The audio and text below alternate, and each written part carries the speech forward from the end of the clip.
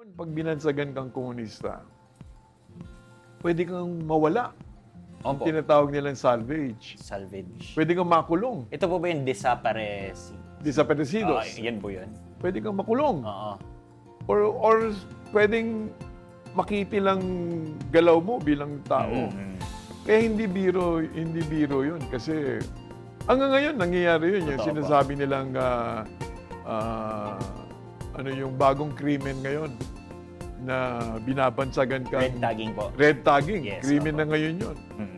Kasi nga, may kahulugan na hindi katanggap-tanggap sa, lalong-lalo na sa mga military o police. Na, In the same way na si San Ignacio de Loyola nagkaroon ng cannonball experience, kayo po ba, may maituturing po ba kayo na sa buhay politika or perhaps sa kung anumang aspekto na na pinagdaanan niyo po, nagkaroon din po ba kayo ng masasabi niyo yung defining moment or cannonball experience na may moment of doubt ka nung time na yun po? Marami kang pagsusubok na dadaanan eh. Lalo na yung sa kadiliman ng martial law. Marami akong kaibigan, marami mga atinistang nawala, namatay, nakulong. Para bang dumarating ka sa panahon na parang nilalayasan ka na ng pag-asa eh. Parang, bakit? Hirap ka na magtrabaho. Parang walang nangyayari. So, nung nag-resign ako, maswerte naman ako, nabigyan ako ng scholarship mag-aral sa Kennedy School of Government Sa Harvard po. University. Ilang years po yun? Isa, Masters in Public Ad. So, nung bumalik ako noong 1995, nagkandidato ulit ako. Nanalo naman ako for 3 consecutive terms. Talagang pinagpipitagan at Parang icon po eh, no? icon of democracy. Paano na tayo? Tapos tinuro yung anak. Yan o, meron pa isa. Kaya nagkaroon ng signature Petition. campaign. Oo. Tapos siningil na tumakbo siya. So, mamaya tumawag na naman sa akin. Bunch, baka tumakbo akong presidente. Una campaign manager. Ulit. Hanggat sa ganun na nga nangyari. Oo. Nanalo siya bilang Pangulo. Pero dahil magkaibigan kami, halos magkaedad kami, Opo. kakaintindihan kami kung anong dapat gawin. Tapos, anak siya ni Ninoy at ni Cory. Siyempre, medyo Oo. ang kanyang pagpapahalaga, impluensyado ng malaki Oo. ng kanyang mga magigiting na magulang. Sa gitna ng maingay na mundo, hanap mo ba ang sandaling puno ng inspirasyon, pagninilay at syempre konting kasiyahan? Mga kwento ng puso na hindi lang nagbibigay aral, kundi nagbibigay din ng ngiti at pag-asa sa ating paglalakbay sa pananampalataya. Ako po, si Romar Chuka at ito ang Sensei na kung saan ang bawat kwento ay patunay na buhay ang pananampalataya. Andito na tayo sa part 3 at dito natin mas bubuksan ang mga personal na bahagi ng kwento. Hindi ito tungkol sa posisyon o proseso, kundi tungkol sa tao, sa pananaw at mga aral na maaari nating dalhin sa sarili nating buhay.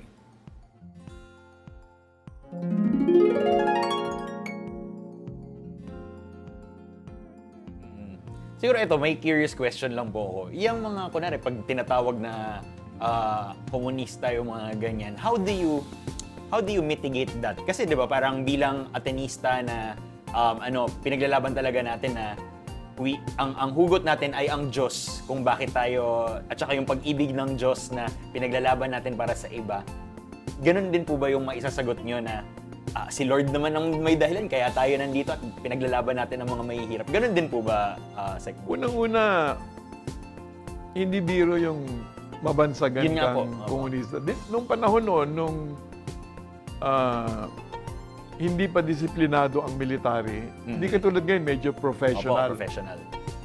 Noon, pag binansagan kang komunista, pwede kang mawala. Opo. Tinatawag nilang salvage. Salvage. Pwede kang makulong. Ito po ba yung desapareci? Desaparecidos. Yan po yun. Pwede kang makulong. Oo. Or pwedeng makitilang galaw mo bilang tao. Kaya hindi biro yun. Kasi hanggang ngayon nangyayari yun. Yung Totoo po. sinasabi nilang ano yung bagong krimen ngayon na binabansagan kang... Red tagging po. Red tagging. Yes, Krimen opo. na ngayon yun. Mm. Kasi nga, may kahulugan na hindi katanggap-tanggap sa, lalong-lalo na sa mga military o police. No? Ang sinasabi namin, ang aming pagnanasang makapaglingkod, hindi naman nanggagaling siyempre dun sa aming pananampalataya rin. Dahil nakita naman natin ang buhay ng Panginoon. Talagang ang layunin the ultimate sacrifice. Sacrifice is to give of yourself. Yes. Di ba? Yan ang tinuturo naman sa Ateneo. Pati sa Catholic social teachings. Lahat yun. Tsaka, hindi nawawala yung framework na yun sa paghubog In fact, yun ang umpisa, yun ang katapusan. Totoo.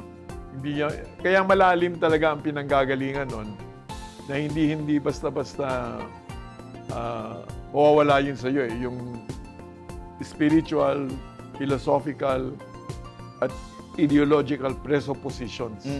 Yun yung pinag-uumpisahan mo. So lahat, doon mo tinitignan. Doon nanggagaling ang pananaw mo sa kung paano mo suriin ang lipunan sa ngayon. Ano yung nakikita mong dapat kahantungan ng ating lipunan. At yung pamamaraan, paano dumating ron. Grabe. Nakikita ko ang sa inyo, ang finding God in all things. Diba? Hindi naman sa bias kay San Ignacio de Loyola na shout out, baka nakikinig sa atin. No?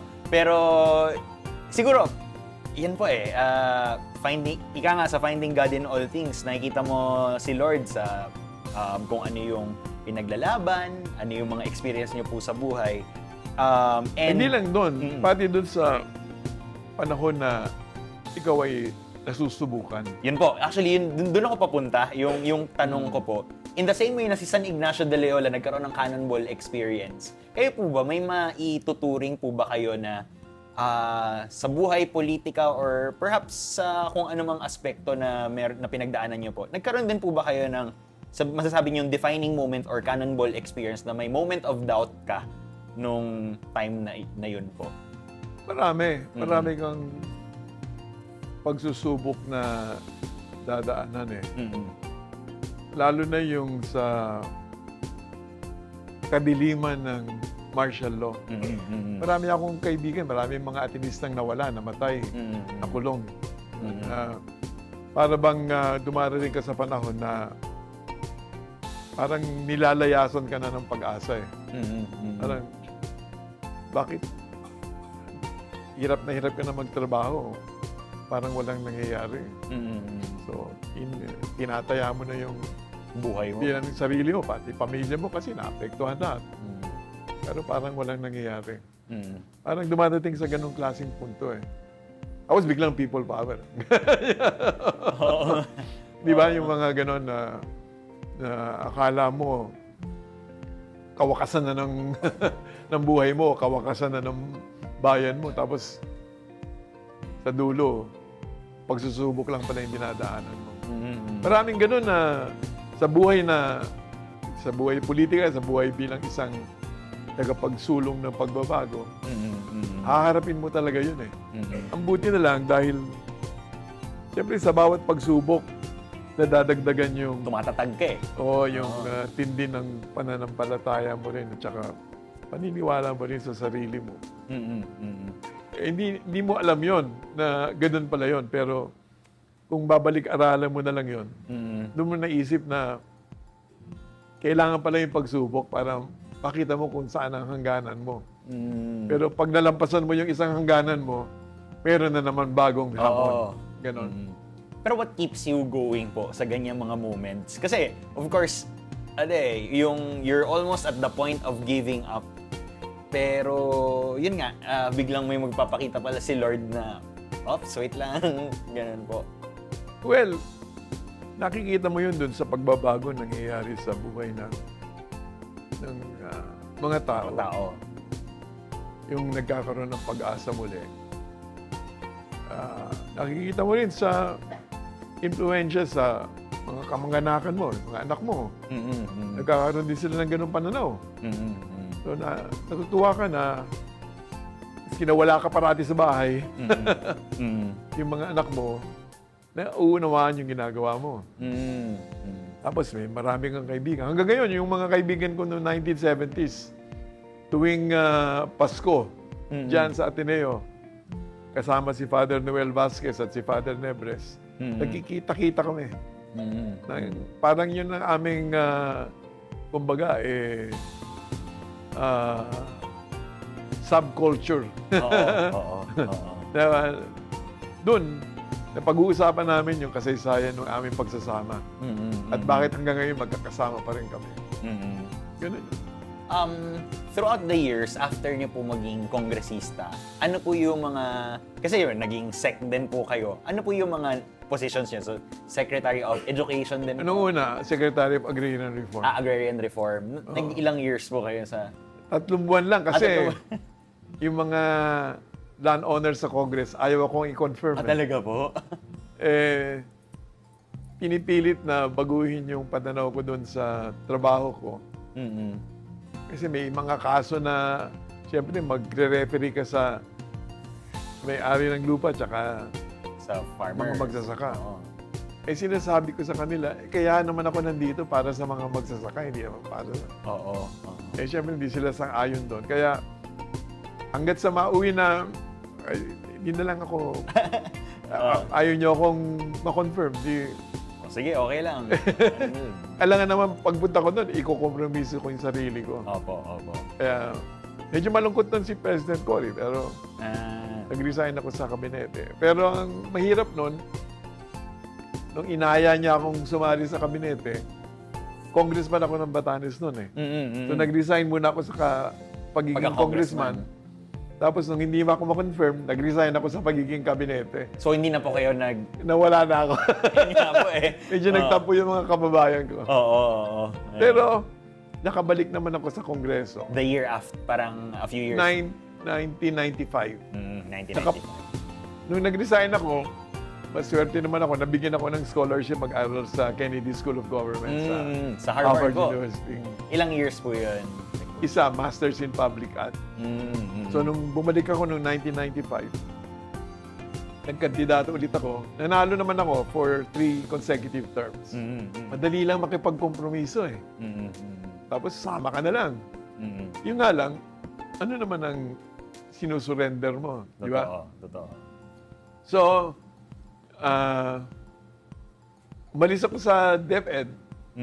Pero noong 2007, kasama ko nun sa Congress si Pinoy. Noong 2007, nagpasya siya na tumakbong senador. So, tinawagan niya ako. Sabi niya, Butch, tulungan mo ako. Sabi ko, anong gagawin ko? Ikaw ang campaign manager ko, tatakbo ako senador. So, ako yung naging campaign manager niya. At nanalo siya. Noong 2007, naging senador siya. Tapos, naglingkod siya bilang senador.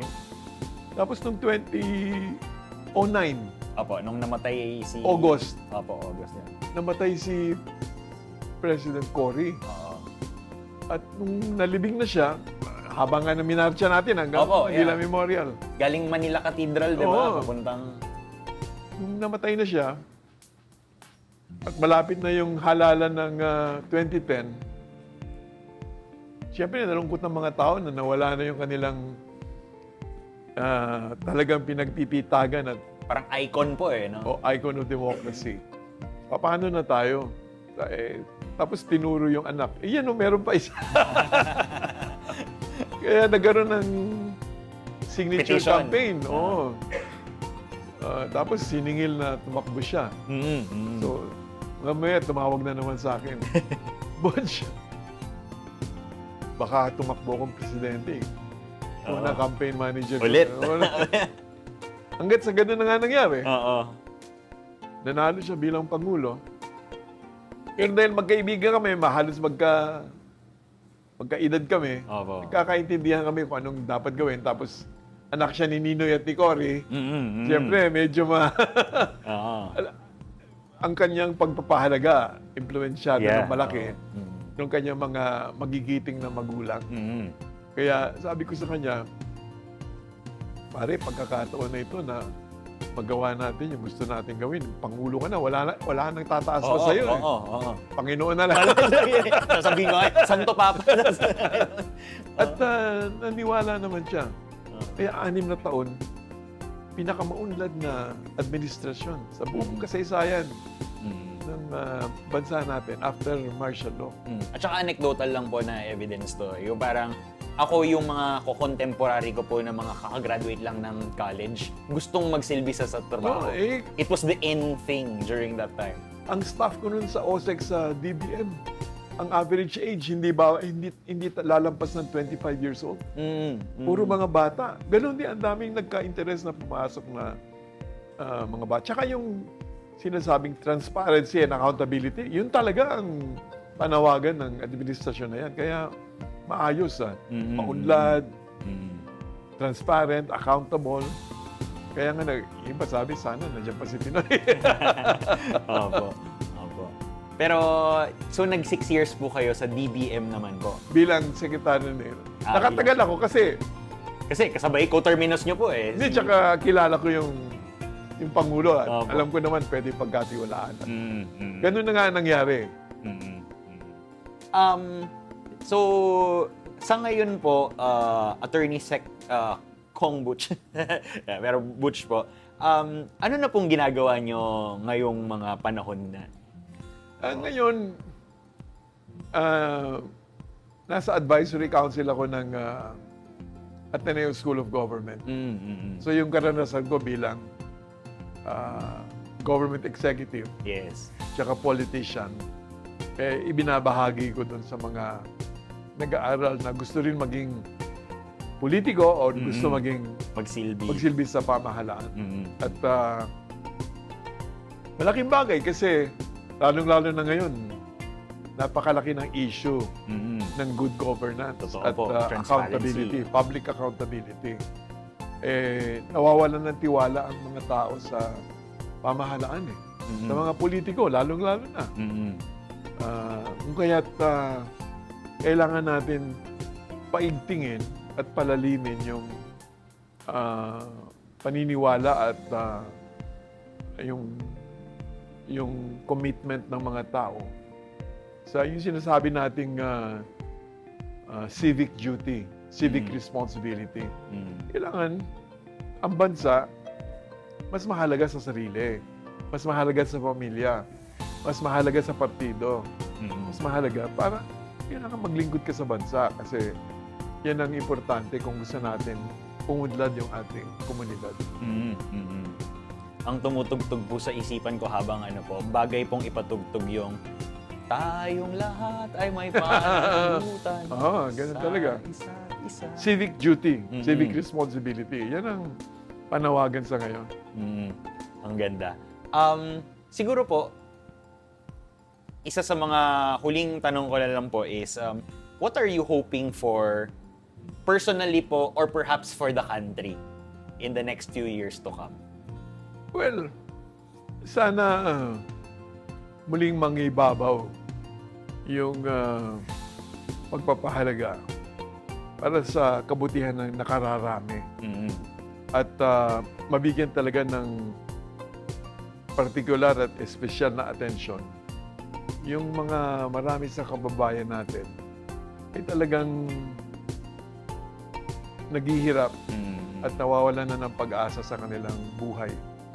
At sana man lang mapukaw ang kaisipan at damdamin ng yung mga nakakariwasa, yung mga nasa poder, na hindi pwede yung kasulukuyang nangyayari sa ating bansa. Kasi nagkakahiwalay tayo, tapos lalong humihirap ang buhay. Yung mga mahirap, hindi nakakapag-aral, hindi nakakakain ng buti, kung may sakit, kulang ang atensyon na binibigay na public health services. Ito, napaka-basic na Mga needs. sa mga ibang bansa, hindi na nila iniisip yan kasi Oo. talagang dapat yan na may bigay. Ito, katulad ngayon, mga social services for people in general should be a matter of right, not a matter of utang na loob. Oo. Kasi yung culture of political patronage, masyado nangingibabaw sa lahat eh. Na tuloy, ang ginagawa, ang nangyayari, yung mga mahihirap, pinapaasa o umaasa na lang sa kabutihan ng mga politiko o ng mga may nasa poder. Imbis na ayusin ang serbisyo para makatayo sa sariling mga paa. Yung mga mahihirap, magkaroon ng kabuhayan, at mabuhay sila na umaasa sila sa sarili nila, hindi sa ibang tao. Kasi pag ganun ang lipunan, malakas yung lipunan eh. Uunlad yung lipunan. At ang produksyon, lalakas din sa iba't ibang sangay. Pwedeng agrikultura, pwedeng industriya, pwedeng services. Basta ang mga tao, nakapag-aral, malusog, may trabaho, ang iisipin na nila yung bayan. Yeah. Pag gutom, ang isipin mo, sarili mo lang eh. Opo. What has happened to us is we have reduced day-to-day living into day-to-day survival. Yeah. Pag ang problema mo pang araw-araw, pagkain, tubig at gamot, Yeah. paano mo iisipin ng ibang tao? Totoo. Madali lang na ibenta mo yung boto mo kasi sasabihin mo sa sarili mo, Hindi ko mabuti naman na itong 10,000 ngayon eh. Oo. Kaysa aasa pa ako sa pangako, hindi naman mangyayari. Oo. Ganun ang buhay ng mga tao ngayon eh. Ayaw natin ng ganun. Yeah. So, ang lalim ng hugot pero totoo nga po eh, no? Wow. Salamat po. At kita natin sa ating pag-uusap, kita din ng mga manonood na itong mga salita nyo, talagang isinabuhay nyo po for the past years and years dito sa inyong buhay, serbisyo, na ako lang, maiko-connect ko lang talaga na, yun nga, finding God in all things. Kayo na nga po mismo nagsabi na mahalaga yung Ignatian spirituality. Hindi ko na nga kinailangan tanongin, nasaan si Lord dito? Kasi parang, talagang, it's really embedded sa inyong public service at sa inyong public life po. Kaya maraming salamat po, Sec Butch, Sec Attorney Honorable, pero Butch lang. Kanina. Pero, huwag sana pumasok sa isipan ng mga tao na may katapusan yan. Opo. Dahil ang araw-araw ay nagdadala ng hamon sa buhay mo. At hindi mawawala yung hamon na yan. Kaya din dapat, tuwing pagising mo ng umaga, marunong kang magpasalamat at handa kang humarap sa hamon ng buhay. Tama po. Maraming salamat po, Sec Butch, sa inyong pagpunta dito. Muli, ako po si Romar Chuka at ito ang Sensei.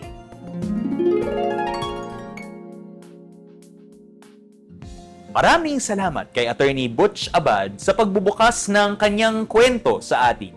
Hindi lang ito usaping serbisyo, usaping tao, pagpili, tapang at pag-asa. Sana may nakuha kayong gabay sa sariling paglalakbay ninyo. Ako si Romar Chuka at ito ang Sensei, kung saan tayo natututo mula sa mga taong hinubog ng buhay. Hanggang sa muli, Sa gitna ng maingay na mundo, hanap mo ba ang sandaling puno ng inspirasyon, pagninilay at syempre konting kasiyahan? Mga kwento ng puso na hindi lang nagbibigay aral, kundi nagbibigay din ng ngiti at pag-asa sa ating paglalakbay sa pananampalataya.